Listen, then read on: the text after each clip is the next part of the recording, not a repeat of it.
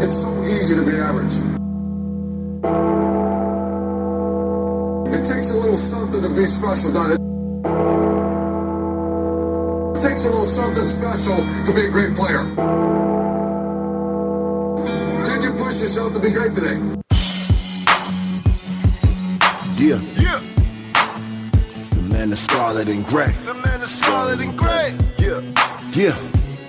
Let's go. The man is scarlet and gray. What we reading now? Hey. Who we listen to? Hey. Who we rocking with hard? The man is scarlet and gray. Who we vibing with? Who we riding with? Who we clapping for love? The man is scarlet and gray. What we reading now? Who we listen to? Who we rocking with hard? The man is scarlet and gray. Who we vibing with? Who we riding with? Who we clapping for love? The scarlet and gray. It's time for it. Hey. You ready for it? Hey. It's MotSaG. Hey. You better know it. Hey. It's Go Bucks. Hey. Every time. Hey. Hating on us, you better get live. Your undisputed source on all things Ohio State. This is the Men of the Scarlet and Gray podcast. Here's your host, Shannon Summers and Chip Minnich. The Men of Scarlet and Gray! Buckeye Nation, welcome to another great edition of Men of Scarlet and Gray here on Buckeye Sports Radio, a V-Sporto channel, bringing you all Buckeyes all the time. I'm your host, Shannon Summers from menofscarletandgray.com, and I'm excited to be joined by my esteemed colleague from menofscarletandgray.com and fellow host, Chip Minnich. How you doing today, Chip? You ready to do another great show for our fantastic listeners? Absolutely, Shannon. I'm doing very well. I'm always ready to talk Ohio State football with our tremendous fans here on Men of the Scarlet and Gray podcast. Awesome. Today we're going to recap the Hawaii game, preview Northern Illinois matchup. We're also going to give you some of our predictions on the biggest upcoming games, which apparently I'm down 2 games to Chip, which I think he's cheating. We should have another great show for you, but before we get into it, we want to remind you about the Buckeye Sports Radio app, available on your favorite iOS or Android device. What kind of device do you have, I'm an Chip? iPhone guy. Shannon, I know you're a big Android fan, right? Well, Yes. I have the app on my iPhone, and I make it a point to keep up to date on all things Ohio State with the Buckeye Sports Radio app. So, for example, besides our podcast, I listen to our friends Claire Crawford and Joe Dexter on Script Ohio. So I not only get to hear some tremendous Ohio State coverage, but as a side bonus, unless you heard it on the Buckeye Sports Radio app the other day, I found out the other day that Joe Dexter has a tremendous singing voice. So take it from me, Buckeye fans. You need to ask Joe Dexter to sing Rock and Roll Hoochie Coo. I'd agree with almost everything you just said, except for the singing voice. I gotta give the guy some props for. I love Joe and everything, but come on, don't let the man sing anymore. All right, let's recap the Hawaii game that was. Before we start, getting into everything, I was actually fortunate enough to go to the game thanks to Patrick Jones of Buckeye Battle Cry. He unfortunately wasn't able to go, so I was able to get his tickets off of him. What did it sound like on the TV? Well, from a television perspective, watching it on the Big Ten Network, you got to take it with a grain of salt because Matt Millen was doing the commentary, so you have to kind of weigh that. But initially it seemed like the crowd was into the game, but the energy and enthusiasm seemed to wane as the offense bogged down. And I know we're going to talk about that more on the podcast, but from a television audience perspective, watching that 2014 national championship sign being unveiled in Ohio Stadium was tremendous. I must confess that I was fearful that the notorious Buckeye guy was going to be mugging in front of the cameras at that moment, but thankfully that didn't happen for the benefit of all true Ohio State fans everywhere. Oh, but he's in the Hall of Fame. He should have got his moment, Speaking of the game itself, I was fortunate enough to take my wife. It's the first time she's got to experience an actual game inside the Horseshoe. We've gone there for, the spring games. We actually even went there for the Brown scrimmage and stuff. But she's never got to experience the whole atmosphere of what game day is like. And she was walking around with a smile on her face all day, which was pretty awesome for me. There's nothing like being at the shoe compared to just sitting there watching at home. I know a lot of our listeners know, from being at the games and stuff. Halftime, we got to see a quad Script Ohio. That was just phenomenal. The moment of silence and the tribute to Dr. Woods which Charles from Buckeye Battle Cry has an awesome write-up on. You should go over and check it out. But yeah, it was very nice, awesome experience in the crowd, the best damn band in the land and everything. And when they were down outside the end zone and it was third down and, the bell starts going off and the crowd starts going crazy. I mean, it was right there in front of us. And when we got that turnover, it was a lot of fun. I'm surprised my voice actually came back. Anytime you get an opportunity to see the Ohio State Buckeyes in Ohio Stadium with the best damn band in the land is a tremendous treat to be savored, without a doubt. Oh, yes. All right, so on to the game itself. You mentioned the offensive woes and everything. I know there was a lot of things that we couldn't tell on TV. There was I was talking to a couple of people on Twitter and asking. I know the one, I think it was the first possession that Ohio State had, and Braxton Miller cut it outside and was going in to score, and he was tackled at like the 7 or 5 or something, and he hopped up and ran in. It didn't look like he was down, and I don't know why we didn't run any kind of replays on anything. It didn't seem. It seemed as though maybe that his knee maybe grazed the ground. To be quite honest, I think Urban Meyer, with the coaching staff, because he has to rely on the eyes in the sky, so to speak, and obviously nobody upstairs in the coach's box thought, "Hey, coach, we should throw the challenge flag." Maybe because they thought it was so early, maybe because they thought that Ohio State was going to score on the next play. So that was kind of my perspective on that. I don't want to call it a controversial play, but just kind of a somewhat questionable decision. Yeah, I've heard rumors, talking like with Joe and some other people on Twitter. They're sitting there saying that the theory is maybe the replay machine was down or something. A lot of people in the stands started getting antsy, and it was kind of, I don't know. I'm a big Cardell fan and everything, but they were starting to get antsy, and you started hearing little smatterings of boos and everything. I know Cardell didn't look great. Zeke didn't look all that great. I mean, even though he had 101 yards and 3 touchdowns, the offensive line wasn't opening up big holes for him or anything. Braxton wasn't getting a lot going on. The wide receivers are dropping a lot of catches. Do you think it was all based on the way Cardell was playing, or do you think it was just the team as a whole just in a funk? I think it was a combination of many factors. I want to, like Coach Urban Meyer said earlier this week, I want to give credit to Hawaii for challenging Ohio State with their 3-4 defensive front. Indiana last season did some of the same things to Ohio State, and a lot of fans and people forget Indiana actually was leading Ohio State in 2014 midway through the third quarter. So that kind of played a factor in it. I'm not sure how relevant it was in the stadium, but Hawaii was clapping when Ohio State had the ball, trying to disrupt the offense. That led to some false starts. Billy Price had a rough game. There were some fumbled shotgun snaps. So I don't know if Jacoby Bourne was having problems or if that was on Cardale Jones. Like you said, Cardale he had some difficulty. He forced some passes that were almost intercepted. And then when JT Barrett came in, he led the offense down for a touchdown, but he had some accuracy issues. So I was under the impression that both Cardale Jones and JT Barrett both seemed to be pressing because neither could truly get into a rhythm. And when you ask if the short week played into it or if it was all on Cardale, I just believe the answer lies in the complete uneven offensive performance starting at the quarterback position. I think it almost felt like they were trying to force feed Braxton Miller into the offense at certain times. So, just like anyone else, the fact that there was a short week, I think having a consistent practice routine can make a tremendous difference. And the short week, only having literally 2 days to practice for Hawaii, I think that threw off the entire offense.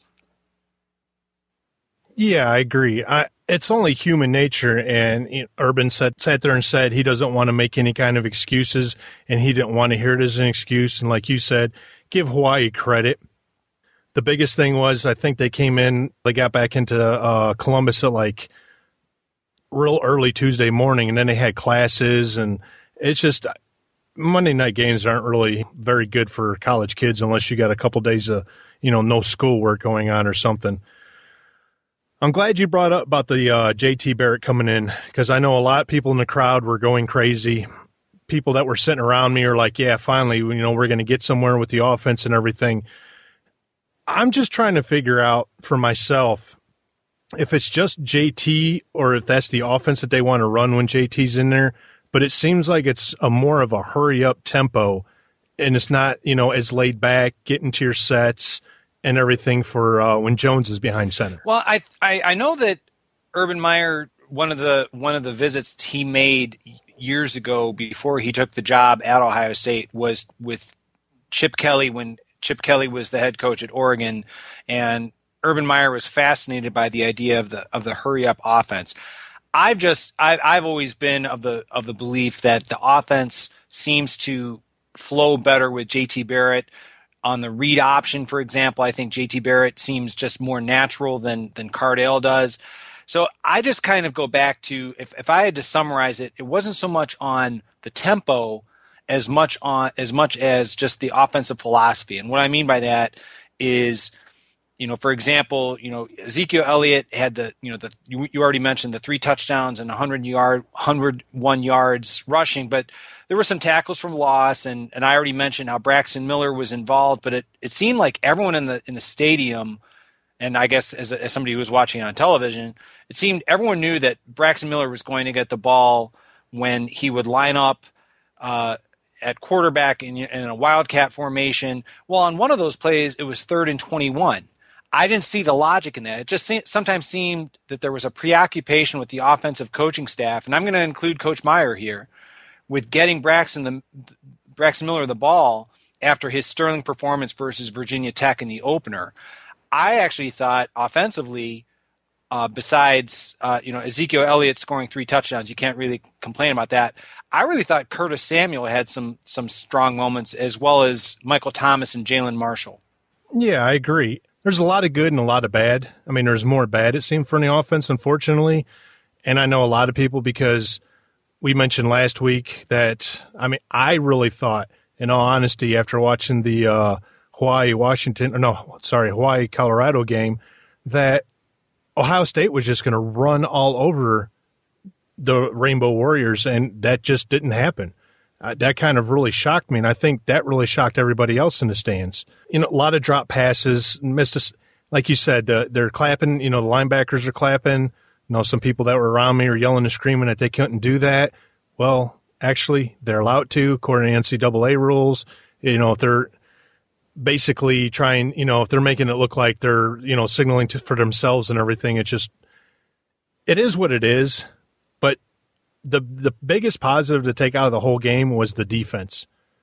And I think to hold somebody to a shutout after a short week, they only crossed midfield like twice the whole game, and they were held under 100 yards for rushing and for passing. That's just phenomenal. Absolutely. I think, when you think about, Hawaii hit Dylan Collie for a 29-yard gain on its first offensive play, but only wound up with 85 yards passing total. Ohio State snapped a Hawaii streak of at least 100 yards passing going back to 1998. And when you think about from 1998 up until present day, that includes a lot of, at the time, June Jones was the head coach, and obviously Norm Chow is the head coach, and they're both offensive-minded. So to be able to snap that streak going back to 1998, that's an impressive accomplishment. I just, when we talk about, going back to the offense, just a real quick thing is yesterday at his weekly press conference, Coach Meyer stated Cardale Jones is the starter. So I'm under the belief that maybe the game plan, and Coach Meyer also emphasized the importance of the offensive line being the epicenter of the strength of the team, that the offensive line gets a lot of the credit as well as a lot of the criticism when things don't go well. So maybe the game plan this week and going forward will focus more on getting the running game going And that can open up the passing game for Cardale Jones against Northern Illinois and Western Michigan and Indiana and all the other opponents on the road. I'm of the belief that JT Barrett needs to play, but the seeds of a quarterback controversy can start if Cardale Jones is looking over his shoulder, feeling the need to press or make a big play instead of just running the offense as smoothly and efficiently as possible. I agree. And something tells me, in all honesty, if Jones doesn't have a good day, really good day, that this might be his last start. But that's just me.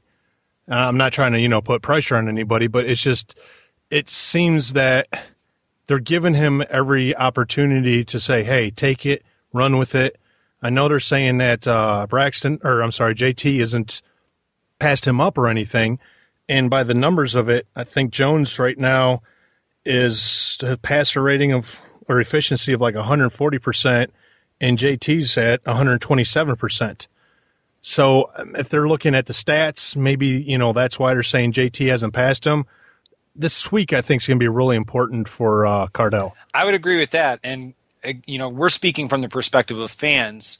We're not in the meeting rooms with the coaches. We're not on the practice field with the coaches. So we're not seeing it until, I don't want to call it the finished product, but essentially when the game begins at 3:30 in the afternoon for this coming week, as an example, that's when you kind of see what's been worked on, what is working well and what isn't working well. So I have to trust, and I think all of the Ohio State fans have to trust Coach Meyer in the work and preparation that is taking place behind the scenes during the practice and meeting times.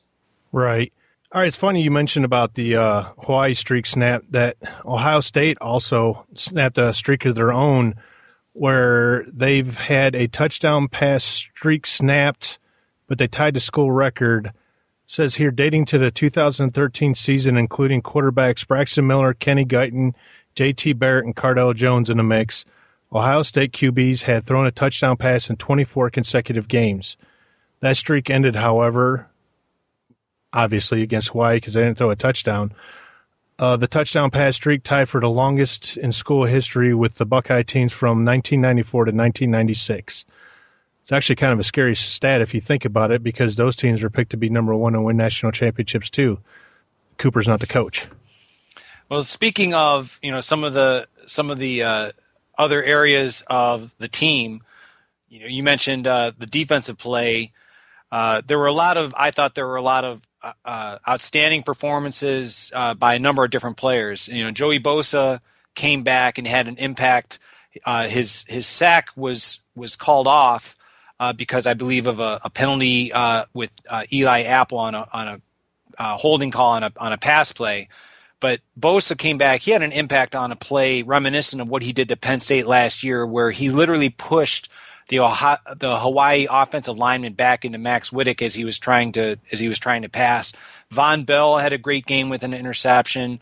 He had a scoop and score fumble recovery, 3 solo tackles. Now, he also had some interceptions that he dropped, but a solid game overall. I thought Garyon Conley had a very good game with an interception, 2 pass breakups. And, I know Darren Lee frustrated, not only you, but me as well with the roughing the kicker penalty. But I attribute that more to Darren Lee aggressively going after the punt block when Hawaii was pinned near the end zone. And I would just guess that the coaches are going to tell Darren Lee to just adjust the angle versus not going after the block, because I seem to recall Coach Meyer saying we're never going to get angry at a player for being aggressive. And that to me was an example of Darren Lee, trying to make a big play, understandably with Hawaii deep in near the end zone. It just was a matter of hitting the kicker and extending Hawaii's series of downs was obviously very frustrating. So when I think about how the offense was somewhat inconsistent, the special teams coverage with Paris Campbell and Terry McLaurin doing really well as gunners and special teams coverage, and the defense pitching a shutout, I'm going to dare to call this victory 38-0 over Hawaii a 2015 return to to trestle ball in many respects. And I say that with all due respect to former Ohio State head coach Jim Tressel and former Ohio State's standout wide receiver turned ESPN analyst Joey Galloway, among several Ohio State athletes that are going to be inducted into the Ohio State Hall of Fame this weekend during the Ohio State-Northern Illinois game. Yeah, I agree. And the one thing, I know it was just Hawaii, but still, you pitch a shutout. I mean, we'll talk about here in a second about the little exchange with Darren Lee on Twitter. But it showed that the defense can rise to the occasion. I know last year it was all about the offense, and the defense was keeping them in the games and stuff. I mean, they helped win the game against Penn State with the Joey Bosa block into Sackenberg. So, I mean, it showed that the defense can really take over and control a game, and it was nice to see, and hopefully they'll get more of that going forward. Speaking of the Darren Lee and the Ernst report, which, by the way, we reached out to try to get him on the show, and unfortunately never answered back or anything. Apparently our show had to be vetted in order to be proper for him to come on. I know he put some stats in his comments about Darren Lee not having swagger because Hawaii flew from Hawaii to Columbus and they were tired. Well, newsflash, they came in Thursday morning, so they had time to adjust. And Ohio State played Virginia Tech on a Monday night, so they didn't have that much practice time. So, I mean, both those things, I think, kind of wash themselves out. And anytime you're pitching a shutout in NCAA, it's a swagger moment. I don't care. I mean, this is the fifth time in the Urban Meyer era that they've pitched a shutout. Darren, go on with your bad self. You are listening to Men of the Scarlet and Gray here on Buckeye Sports Radio, a V Sporto channel. So let's go ahead and discuss the matchup that we have coming up against the Northern Illinois Huskies. I'll let you go ahead and start us off. Well, Ohio State fans will probably remember Northern Illinois coming into Columbus nearly 10 years ago. It was the season opener for the 2006 season with Troy Smith, the eventual Heisman Trophy winner, and Ohio State defeated Northern Illinois 35-12 then. The key players for Northern Illinois offensively are quarterback Drew Hare, running back Joel Bunyan, and wide receiver Kenny Galladay. Just to kind of put things in broad perspective, Hare has not thrown an interception so far this season. I realize there's only been 2 games played, but I think that's still an impressive aspect. Bunyan's been averaging 5.7 yards per carry and has 5 touchdowns already this season. And Galladay's the leading receiver for Northern Illinois by far with 17 receptions so far this season. And he's a transfer from South Dakota, right? That is correct. So Northern Illinois, this is the type of team that they are traditional, I don't want to call them giant killers, but they in years past have gone into other Big Ten programs such as Purdue, such as Iowa, such as Northwestern, Minnesota.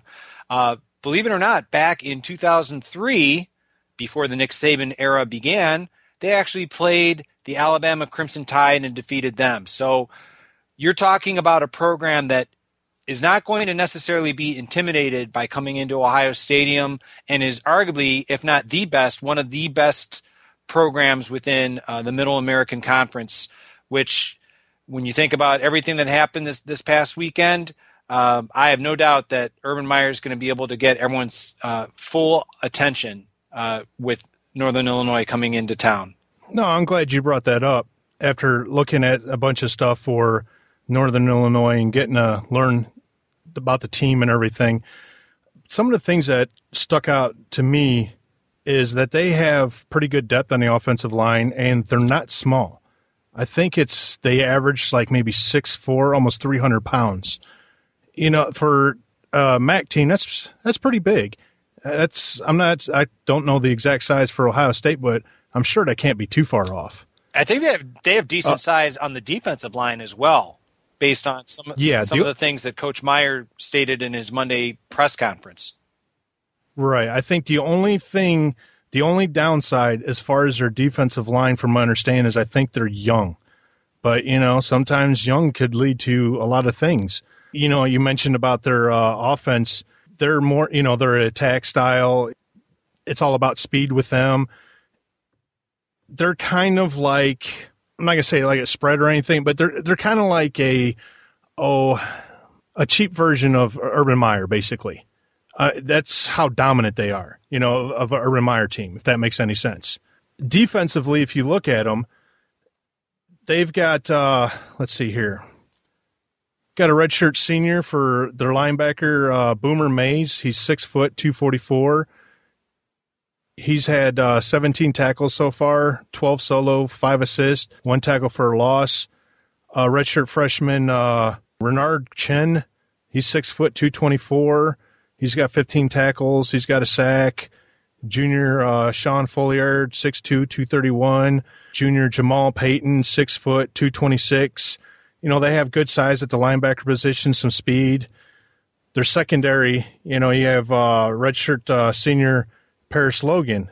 He's 5'9", 195, but he's got 9 solo tackles, 3 assists. He's got 1 interception, 2 pass breakups, and 3 passes defended. The other cornerback that they have is Sean Lurie. He's a sophomore. He's 5'8", 178. He's got, he has 1 interception. And then you have your senior Marlo Moore as a safety. He's 5'9", 197.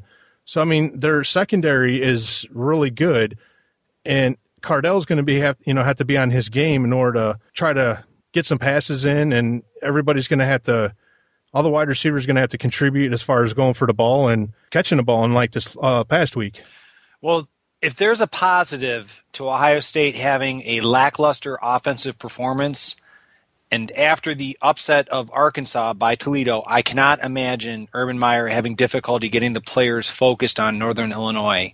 At his press conference on September 14th, Coach Meyer said, and I quote, "Our players will respect them. I don't anticipate a problem with that because they're good. They've beaten Northwestern, Purdue, Iowa, and Minnesota, and they beat, I wouldn't call those upsets. I think these guys are very good," end quote. Oh, you're right. When you look at it, the Huskies, they got one of the top offenses in the country so far. They're averaging 47.5 points per game, 594 yards per game, and they're passing at 374.5 yards a game. So, they're passing the ball around, they're rushing, they're doing all the things that you're supposed to do. They've beat Big Ten teams. I'm sure in the back of their mind it's going to be like, hey, these are the national champions. But at the same time, they're going to be sitting there thinking, licking their chops. These are the national champions. We're not going to back down, and we're going to try to take one from their house. It's going to be a pretty interesting game. I agree. Considering how well Ohio State played on defense against both Virginia Tech and Hawaii, and as you mentioned, Northern Illinois, they are 2-0 with wins over UNLV and Murray State.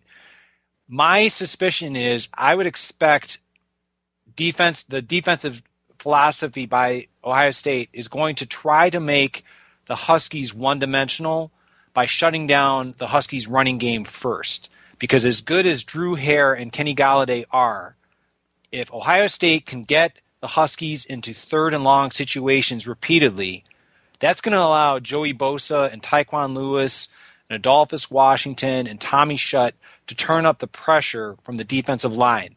And I think Northern Illinois certainly has the talent to keep it interesting for a half.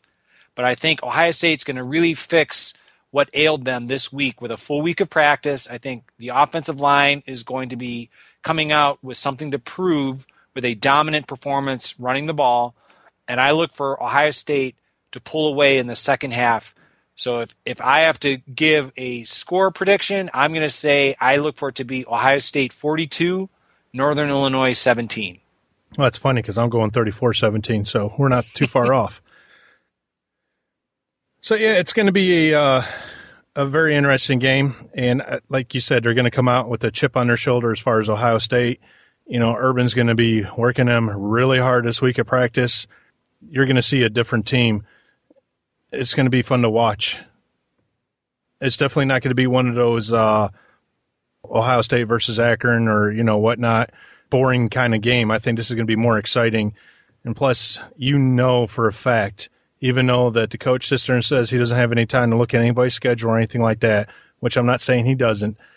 But after the comments of Bert going out and doing what he did and to lose to Toledo, that whole MAC conference now is, pumping out their chest, and they're not – Urban's going to make sure they're not coming into the shoe to lose a game. You are listening to Men of the Scarlet and Gray here on Buckeye Sports Radio, a V-Sporto channel. All right, let's get into some game predictions.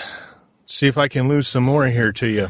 Our first game here we have is number 14 Georgia Tech against number 8 Notre Dame. I think Georgia Tech is favored by 2. Why don't you go ahead and give me your prediction on that one? Well, the injuries are mounting substantially for the Irish because with 2 games into the season, Notre Dame has already lost their starting running back. They lost Malik Zaire last week in the game to a fractured ankle for the remainder of the season against Virginia.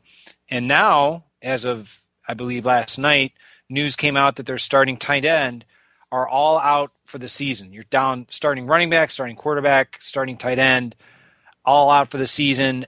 I think the Georgia Tech option offense, which is very difficult to simulate, especially with only a week. I realize that Notre Dame traditionally plays Navy, but Georgia Tech has bigger, faster, and stronger athletes at all those positions. I think it's going to be too much for the Domers, and I'm going to pick Georgia Tech here to take down Notre Dame in South Bend. Man, how am I supposed to catch up if you're going to take my teams? Yeah, I agree. Don't forget they lost their starting nickelback also. I know that you can take 1, maybe 2, at the most maybe 3 hits, at different positions. But it starts to play in the players' minds. Who might go next? How deep is their depth? And how many people are going to have to keep learning, teaching on the fly? And to have talented team like Georgia Tech coming in, new quarterback and tight end for this game, I'm going with Georgia Tech myself. Number 18, Auburn at number 13, LSU. Looks like LSU's favored by 7. What say you, sir? Well, I think you and I would both agree that Auburn should be thanking their lucky stars or whatever they want to say down there. They are extremely fortunate to be undefeated. It was more of Jacksonville State losing that game more than Auburn winning it. So Auburn obviously lucky to be undefeated. That Auburn passing game is a mess. You will recall, and our listeners will recall, that I had picked Auburn to be emerging from the Southeastern Conference with maybe a loss or 2, but probably making the college football playoff. And that, out of my 14 predictions, looks the shakiest by far in my humble estimation. I think LSU will win this in a close one because it's a home game. I think LSU has the talent to confuse and befuddle Auburn, and I think Auburn as a national championship contender team, I think it's going to come to a crashing end this week against LSU. It's funny you say that because Auburn is one of my picks, too, for the final playoff teams. But it's still early in the season, and they still have a chance to turn things around. I just don't think they're going into Death Valley. The Auburn QB, Jeremy Johnson, he's thrown 53 passes with 5 interceptions. It's very inconsistent, having issues, and I don't see him able to fix everything going into a hostile environment. So I'm going with LSU myself. So we're not separating ourselves, I see. Okay, number 15, Ole Miss against number 2, Alabama. This one's going to be a good one. All right. Maybe this might be, you never know, because I bet you it's not. Well, go ahead. I'm just trying to think hypothetically here. So Ole Miss in their first 2 games has put up basketball-like scores. They've averaged over 70 points in their first 2 games. And Chad Kelly is a former Clemson quarterback, a highly touted recruit, was kicked out of Clemson. He's now at Ole Miss. He's running a basically like a high tempo offense that traditionally has given Alabama fits in the past. But I don't see Ole Miss being able to do the same that they did to the Crimson Tide at home that they did in 2014. Considering Alabama was defeated last season by Ole Miss, based on the fact that at SEC Media Days, Alabama players were saying that they had this game circled.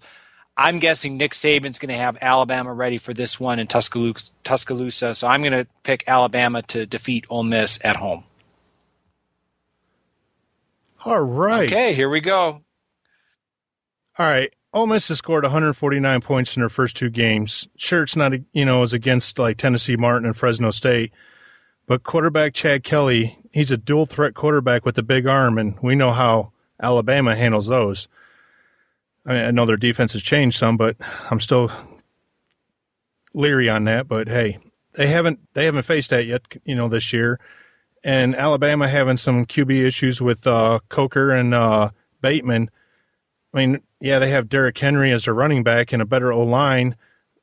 But as Wisconsin showed, I mean, as they're putting more guys in the box, Ole Miss might, they have a little bit better athletes. They might be able to, slow down Alabama's running game.